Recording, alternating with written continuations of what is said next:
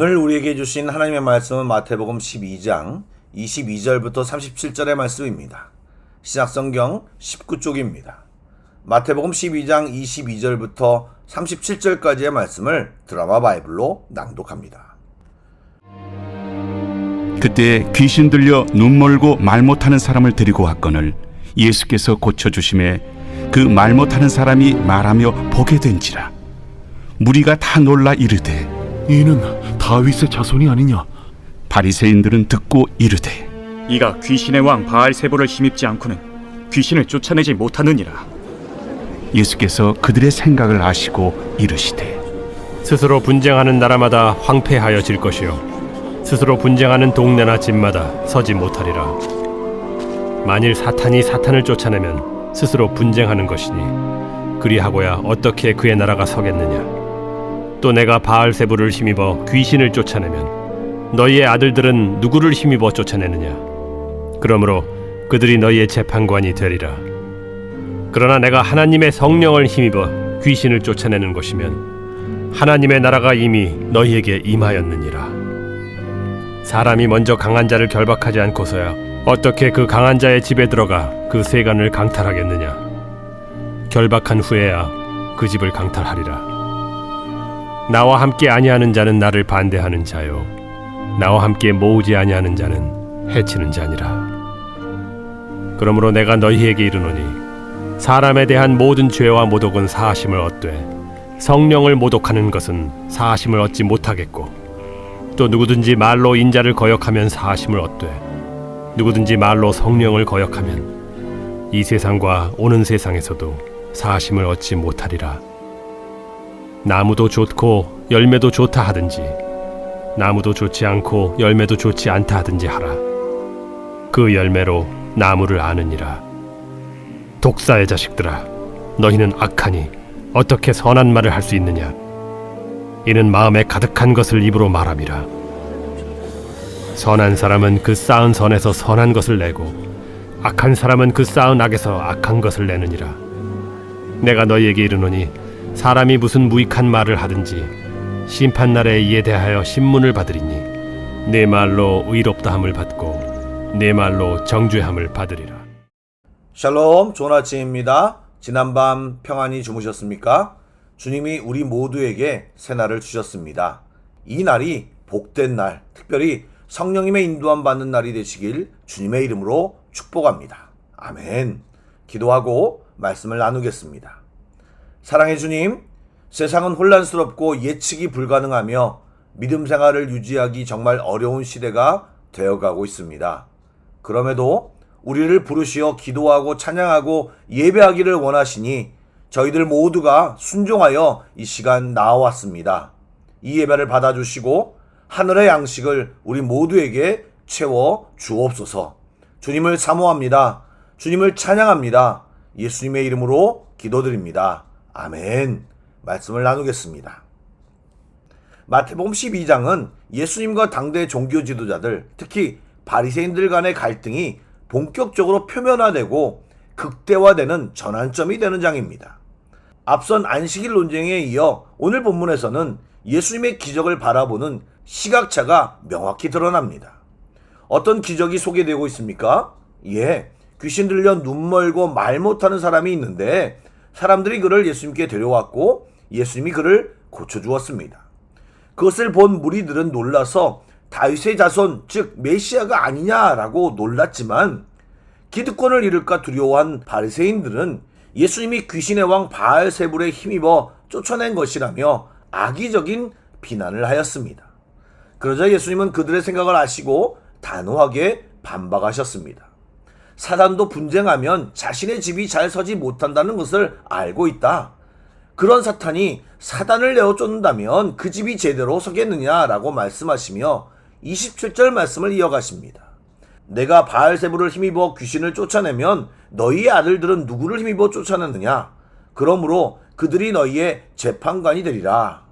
일견 이 말씀이 무슨 말이지 라고 생각할 수도 있지만 쉽게 풀면 이런 뜻입니다.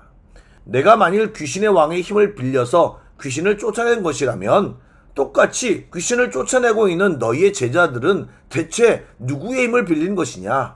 너희 제자들이 하는 일만 봐도 너희가 나를 향해 하는 비난이 얼마나 앞뒤가 안 맞는 억지 주장인지 스스로 판결하는 꼴이다 라고 논리적인 반박을 하셨습니다. 그러면서 예수님은 자신이 하나님의 성령을 힘입어 귀신을 쫓아내는 것이며 이것은 곧 하나님의 나라가 이미 임하였음을 나타내는 것이라고 말하며 하나님 나라의 임하심을 선포하셨습니다. 예수님은 강한 자 사탄을 결박하고 그 세력을 꺾으신 진정한 승리자이십니다.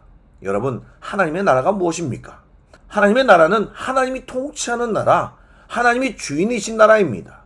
우리를 얽매는 어둠의 권세는 이미 결박이 끝난 상태입니다. 그런데 그 사단이 우리에게 허장성세를 보이는 것입니다. 우리는 하나님의 자녀임을 선포하고 두려움과 유혹과 절망을 떨쳐버려야 합니다. 이런 사실을 머리로 알고 있다고 그냥 넘기지 말고 이 아침에 소리내어 나는 하나님의 자녀야. 주님의 통치가 나의 삶 가운데 있다. 주님이 승리를 선포하셨다.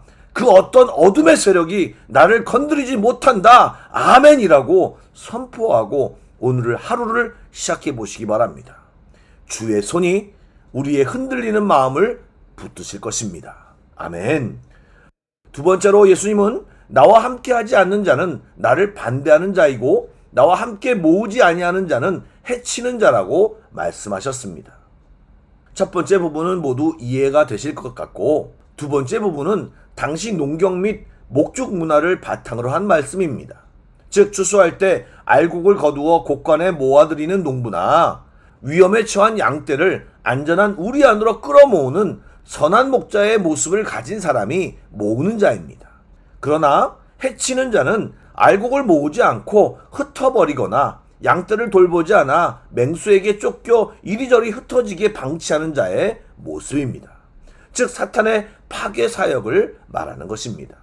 한마디로 나와 함께 힘을 합쳐 영혼을 살리고 모으지 않는다면 너는 구경꾼이나 중립이 아니라 사실상 내 사역을 방해하고 흩어버리는 적이다라는 말입니다. 여러분, 영적 전쟁에서는 중립지대, 회색지대, 애매한 지대가 없습니다. 이것 아니면 저것입니다.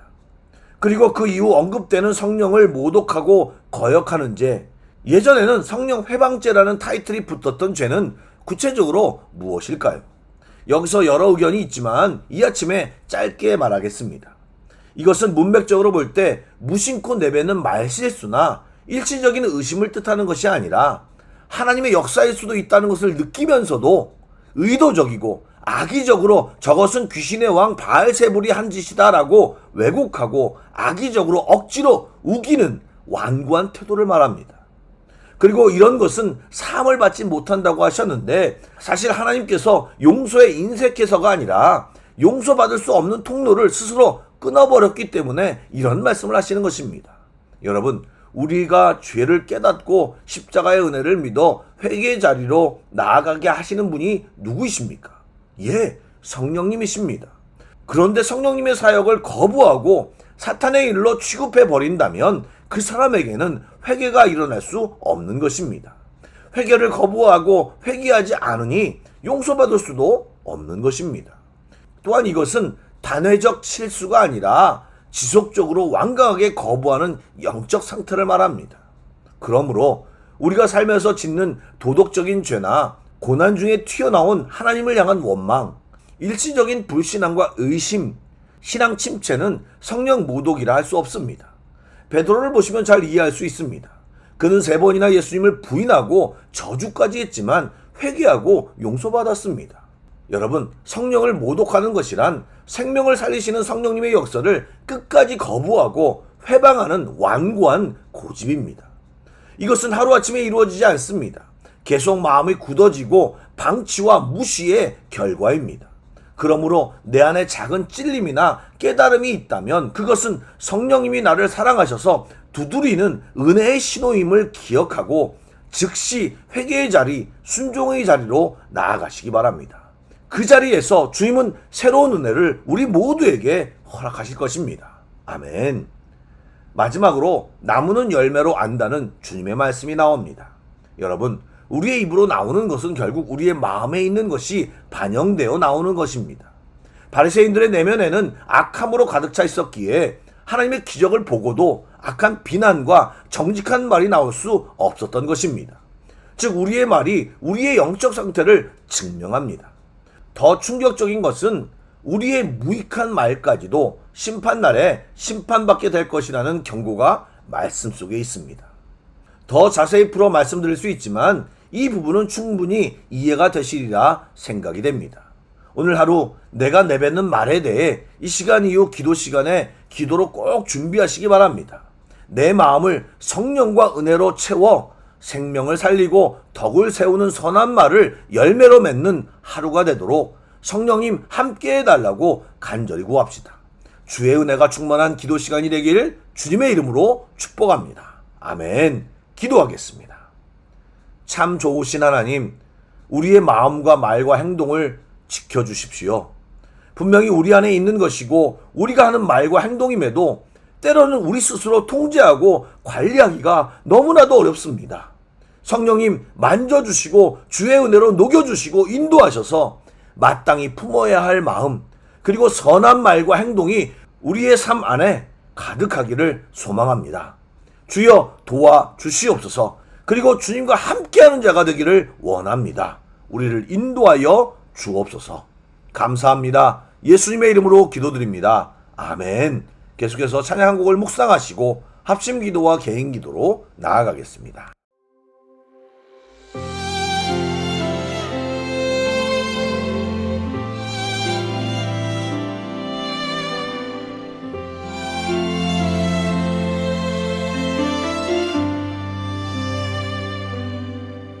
내 입술의 말과 나의 마음의 묵상이 주께 연락되기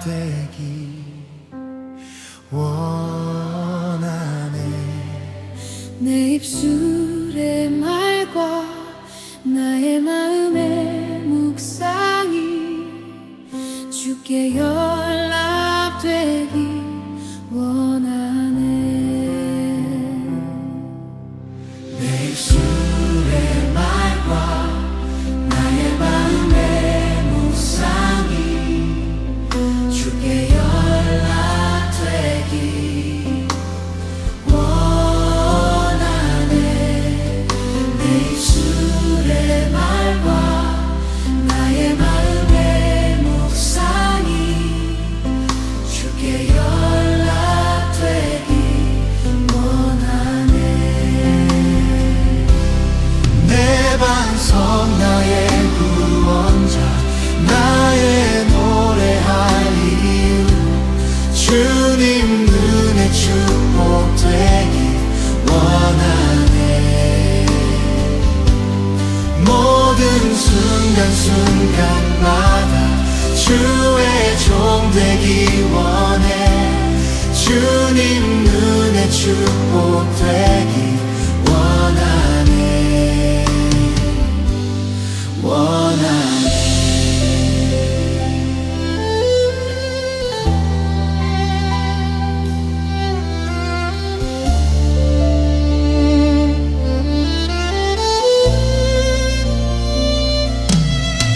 내 입술의 말과 나의 마음의 묵상이 주께 연락되기 원하네. 내 입술의 말과 나의 마음의 묵상이 주께 연락되기 원하네.